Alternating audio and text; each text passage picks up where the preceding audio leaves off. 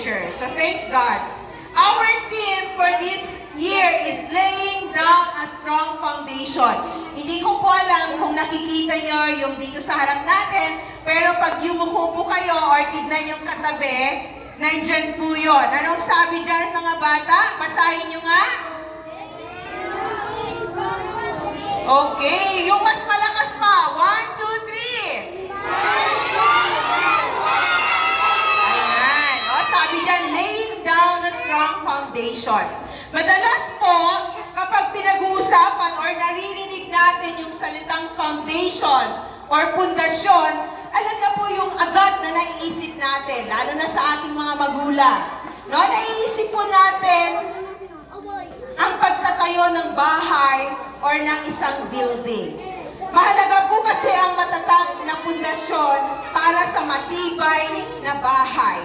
So the strength of the building lies in the foundation. That's how important foundation is. Di po ba? Okay, so mga bata ha, wala po aalis dyan. Tatayo. Yung mga water sana po nadala na muna nila para wala munang babalik sa mga parents for the water. Okay? Okay po. So saglit lang naman ito. So the strength of the building lies in the foundation. That's how important foundation is. In Isaiah 28 verse 16, narito po yan sa may harapan. Sabi po, children, sabay-sabay natin basahin. Therefore, that says the Lord God, behold, I lay in Zion for a foundation, a stone, a tried stone, a precious stone.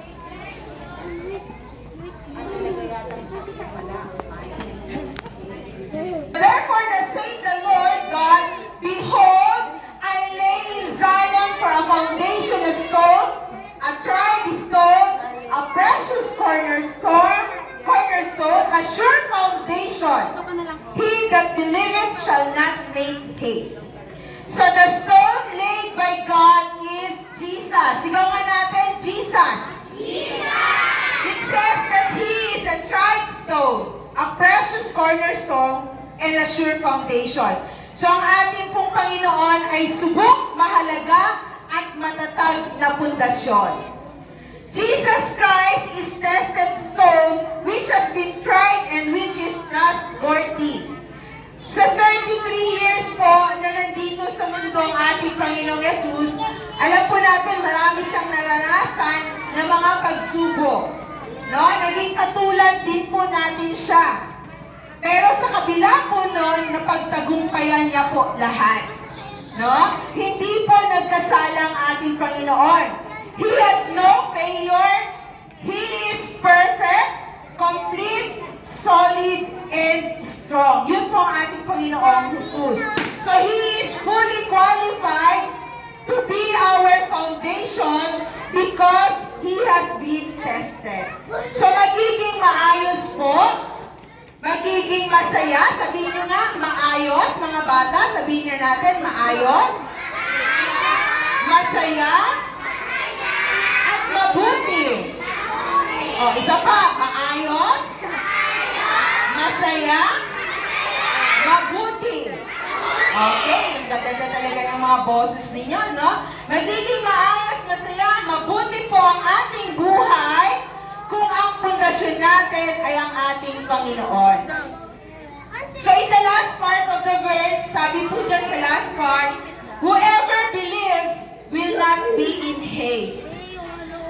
This can also be meant will not hurry in panic. Ang magtiwala dito ay hindi mapapahiya. So alam po natin na kahit ano pong dumating na pagsubok, hindi tayo dapat matakot. Sa ating mga magulang, no, alam natin yan. Kahit ano pong pagsubok na maranasan natin, hindi natin kailangang matakot sapagkat po kasama natin ang Diyos. Because He controls everything and all things are possible with Him. Sabihin natin, all things are possible with God. No? So, He is our powerful and mighty God. Kaya po sa atin ngayon, sana po sa ating mga buhay, personally, mga bata man or sa ating mga magulang, sa ating po mga guardian. Hayaan po natin na si Jesus ang maging foundation ng ating buhay. Ang Diyos po, ang Panginoon, maging foundation natin siya. In all aspects of life, the foundation is crucial. So napakahalaga po, sabi nga natin, sa pagtatayo ng bahay pa lang, mahalaga po ang pundasyon. Especially with our family. Everybody, sabihin natin, I love my family. Yung mas malakas, I love. Okay, so napakahalaga po, pagkakaroon ng solid foundation. No, in everything we do, we plan to do, kailangan po ng matatag na pundasyon to have a successful and fulfilling life. So in our family, balik po tayo sa ating pamilya. Let's start, syempre, nabubuo ang pamilya, start with the husband and wife. Kaway-kaway naman po yung mga mag-asawa na narito. Ayan, yan po. Mga mag-asawa na narito. Ayan, salamat sa Panginoon. Okay. God wants marriages to be strong. Kahit wala po yung asawa nyo, nagtatrabaho, so alam po natin, no, natutuwa rin at narito rin po kayo sa araw na to. He wants them to last. No? God wants the marriage to last. He wants them to build on the right foundation. Yun po yung nais ng Diyos.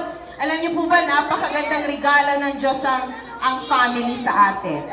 Okay, so the Lord is the essential foundation upon which a strong marriage is to be built.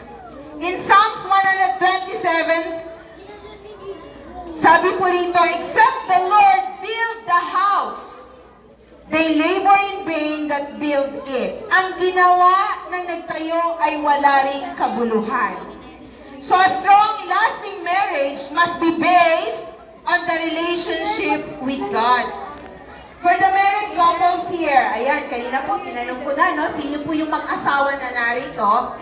Do you still remember the things used that symbolizes your love for one another? Nung tayo po ay kinasal, naalala niyo po ba yung mga symbols na ginamit habang tayo po ay kinakasal? And one important po, and the recognizable symbol in our marriage is yung ating wedding ring. Ayan.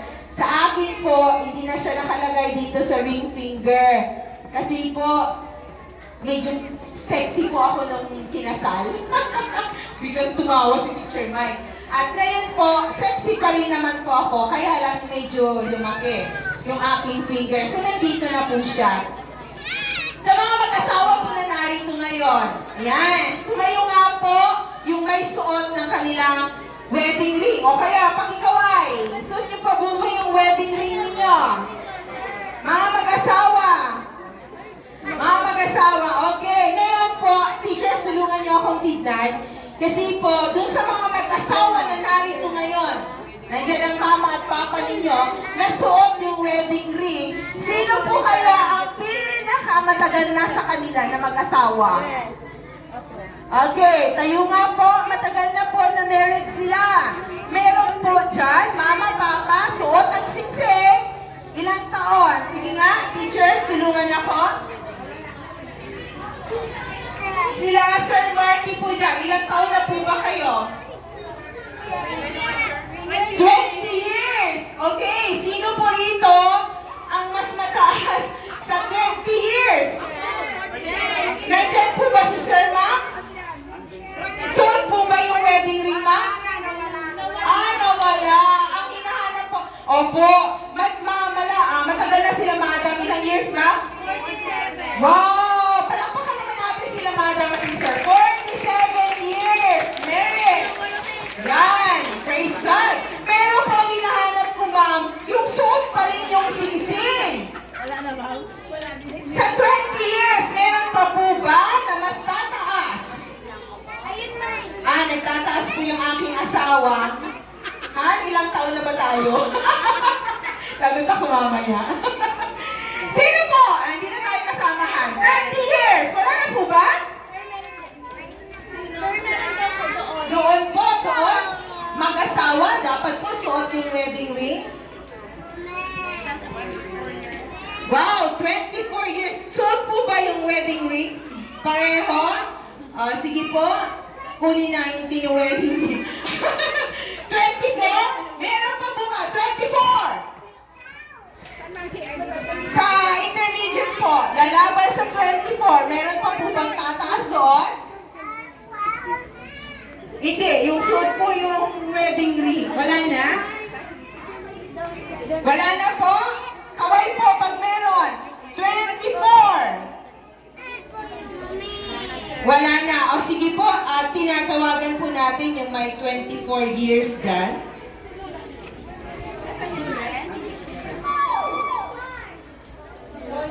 Ano, ang lola at lolo. Ayan, ang bata naman pong lola at lolo, no?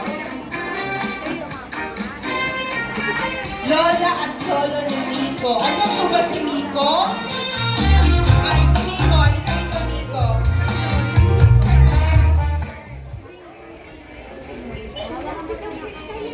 Yan. Patingin nga po kung...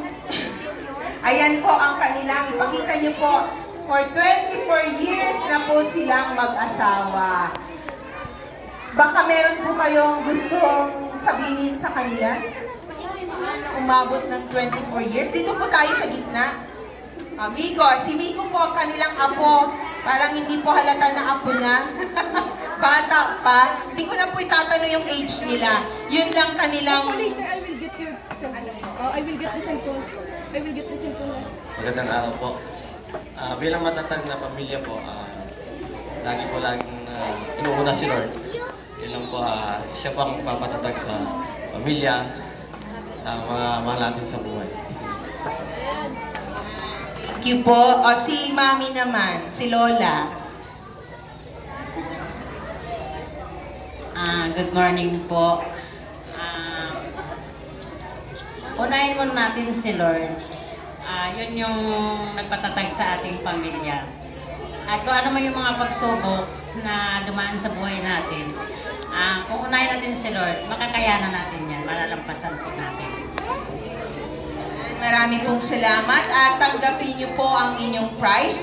Kapag po ito ay ginamit na ninyo, lagi niyo pong maaalala ang araw na ito at syempre po ang foundation ng ating family, ang ating Panginoon. So, congratulations. Wala bang picture-picture?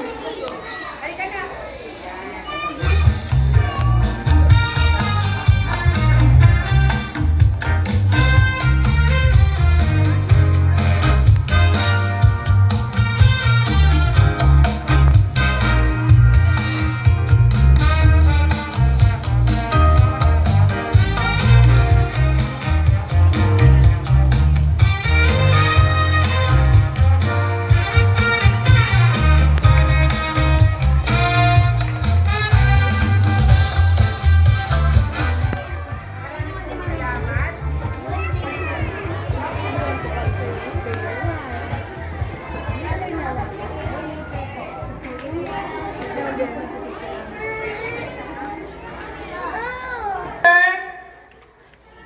Ayan, opo, Sir Mendez.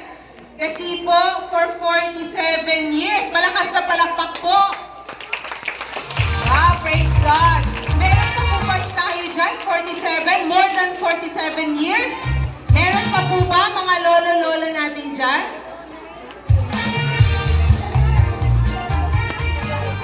Yan, dito po, papuntahin po natin sila dito. Napakaganda po na marinig din natin ano ba ang naging sikreto po ni Ma'am and ni Sir. Tignan nyo naman po ha, yung kanilang t-shirt, ang ganda-ganda. Couple shirt pa po yan. Ulitin po, mga kids, malakas na palakpak kay Lola at kay Lolo. Ayan, Sir, kayo muna kong tatanungin. Ano po ang naging sikreto nyo ni Madam? 47 years. 7 years na ba? Good morning po sa mga kapwa parents. Hello. Maganda po yung tanong sa akin. How did we last for 47 years? Very simple. We have adopted a principle of give a little, take a little, and don't expect so much, don't give so much to avoid disappointments. But give your full love, 101%. Iyon ang sekreto. Thank you so much. Ako naman nagpapasalamat ako kay Lord kasi meron akong asawa na maunawain. Kahit na daldal ako ng daldal, wala siyang naririnig. Wala siyang naririnig. O, hindi ka na, alam mo, kain na tayo, ganyan. Ganun lang siya. Kaya talagang lubos-lubos ang pasasalamat ko kay Lord. Kahit na, kasi nandyan siya lagi. Pagka naramdaman niya, may nararamdaman na akong masama sa katawan ko, nandyan na siya. O, siya na ang paggising ko sa umaga, nakaluto na kami ng almusal. Wala ka nang hahanapin pag iba. Siya ang tagaluto sa bahay. Lahat yan, iniintindi niya lahat, pati mga apo niya. Kaya ako'y nagpapasalamat kay Lord talaga. Kung hindi sa Kanya, ay wala ko kung ano nang nangyari sa buhay namin. Malakas na palakpak ko. Ayan, sasama rin muna po ako. Asan po yung mga apo nila na narito? Elsing daw po niya, luto na yung kanyang pagkain. O mga tatay. Hello po, sana all daw. Ayan, so salamat po. So, ilan lang po sila, no? Alam ko po, may mga sikreto rin po ang bawat family. Pero ang pinakatandaan po natin, ang pinaka-foundation po talaga ang ating Panginoong Yesus. Pangalawa po, yung kandila na ginagamit sa ating kasal, 3 po yun. Kami po nung kinasal, 3, 2 maliit, meron po isang mother candle. Yung 2 pong maliit, it symbolizes your individual lives and identities, your separate lives before marriage. And yung pong central candle, it represents not only the light of your love, faith, but most of all, the presence of the divine, you're guiding your path. Now, that is the presence of God in your union. So, magkaiba man po kayo sa maraming bagay. Yung mag-asawa, hindi naman po yung kaya ka tayo kinasal dahil pareho, di po ba? Meron po tayong pagkakaiba, pero nandun pa rin po yung pag-uunawaan, pag-ibig, at pagtitiwala dahil sa tayo po ay pinagbubuklod ng ating Panginoon. At dun po sa mga mag-asawa na malayo man po yung inyong asawa, nagtatrabaho sa ibang lugar, nandun pa rin po, pinag-iisa pa rin po tayo ng ating Panginoon. So let us always remember the foundation of having a lasting marriage life is God. For the children, ito mga bata, in Psalm 111 verse 10, it says that the fear of the Lord is the beginning of wisdom. Sabihin nga natin, the fear of the Lord is the beginning of wisdom. Wala pong hinahangad ang ating mga magulang kundi kayo ay maging marurunong at magagaling na mga bata. So, parents, let us instill to the children the respect for God and His authority. So, mga bata, tandaan natin, God always keeps His promises. Pangako ng Diyos, tapat po siya. And God gives us rules that we must obey. So, dapat mga bata, maging masunurin tayo. And God sees all of us. Now, nakikita tayo ng Diyos, kaya kahit kumisan, hindi natin kasama si mama, si papa sa school, pero merong God na laging nagpro-protect sa atin. So, as parents, we need to guide them to entrust their lives to God. Let us lead them to have a relationship with Jesus. So, always remember po, tandaan po natin lahat, mga bata, mga magulang, our family is a gift from God. And that we have to treasure. Pahalagahan po natin ang ating pamilya. Let us rebuild our foundation and experience the transformative power of Jesus Christ in our lives. Baka naisip po natin na sa bawat family po natin, nandyan po ang presensya ng Panginoon. Alam po natin, magiging matagumpay, pagpapalain ng Diyos ang ating mga anak pag sila po ay lagi natin inilalapit sa ating Panginoon. So may I request everyone to please stand. Napakagandang bagay po na ipag-pray po natin ang ating mga family. So lahat po tayo, mga bata, mga magulang, kahit na medyo malayo sa akin, kung maaari po tayong lahat ay tumayo. Na po? So, tabi natin ang presence ng Lord. Medyo malayo man po yung iba. Pero the Lord is here at kaya niya pong abutin ano man ang panalangin natin para sa ating family. So, tandaan po natin, napakahalaga ng ating family. And this is a perfect time na ipag-pray po natin ang family natin. Hindi ko na po palalapitin yung inyong mga anak, dun sa mga mag-asawa po na nandyan. Hindi, sa mga parents, hindi na po kayo pupunta dito. Pero, ilagay po natin yung ating family sa presence ng Panginoon. Tayo po lahat ay umupo, tayo po ay manalangin. Hallelujah, Jesus. Lord, marami pong salamat sapagkat nakita namin kung paano po kahalaga ang isang family na ikaw, Panginoon, ang nangunguna. So I pray, Father, lahat ng family na narito ngayon, o yung iba man po, Panginoon, yung ibang member ng family nila wala rito, but I pray, Father, in the name of Jesus, pagpalain mo po ang bawat family. Hayaan mo, Panginoon, na lumaki ang aming mga anak, ang mga batang ito, Panginoon, na may tunay na pagkatakot sa iyo, at patuloy po silang ginagabayan ng kanilang mga magulang, lalo na po ang paglapit sa iyo, Panginoon. Lord, binibigay po namin ang bawat family, tinataas po namin sila sa mga oras na ito. Pagpalain mo po. Normal, Panginoon, na nakakaranas kami ng mga pagsubok. Pero Lord, kung wala ka, hindi po magiging matatag ang aming mga pamilya. So Father, right now, we ask your holy presence to be with us.